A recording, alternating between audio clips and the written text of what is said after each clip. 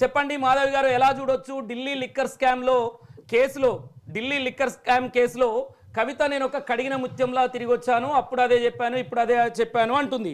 అంటే ఈ లిక్కర్ కేసులో క్లీన్ చిట్ రావడాన్ని వ్యవస్థల్ని, సిబిఐ లాంటి వ్యవస్థల్ని మేనేజ్మెంట్ చేసినట్టుగా భావించవచ్చా? అసలు కవిత ఈ కడిగిన ముత్యంలా బయటకు వచ్చాను, క్లీన్ చిట్ ఇచ్చారు అంటుంది, బీజేపీ బీఆర్ఎస్ ఒకటే అంటుంది. అన్నిటిని ఎలా చూడొచ్చు మాధవి గారు?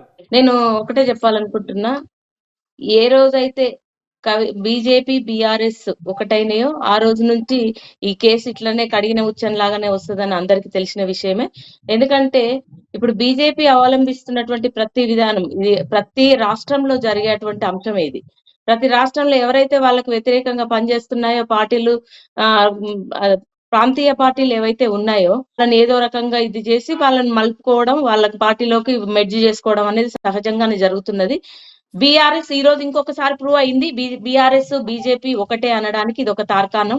ఎందుకంటే మొన్న ఎంపీ ఎలక్షన్లలోనే క్లియర్ గా మనకు అర్థమైపోయింది, ఎంపీ ఎలక్షన్లలో బీఆర్ఎస్ పార్టీ పూర్తిగా చనిపోయి, అంటే దాని ఉనికే కోల్పోయే పరిస్థితికి వచ్చినా కూడా బీజేపీకి సహాయం చేసి వాళ్ళని ఎంపీలను గెలిపించడం జరిగింది. అది అందరికీ తెలిసిన విషయమే. ఇప్పుడు వచ్చేటువంటి ఎన్నికల్లో కూడా రెండు పార్టీలో ఒకటే అయి రేపు ఎలక్షన్ లోకి వెళ్ళబోతున్నాయి, అది సత్యం అది.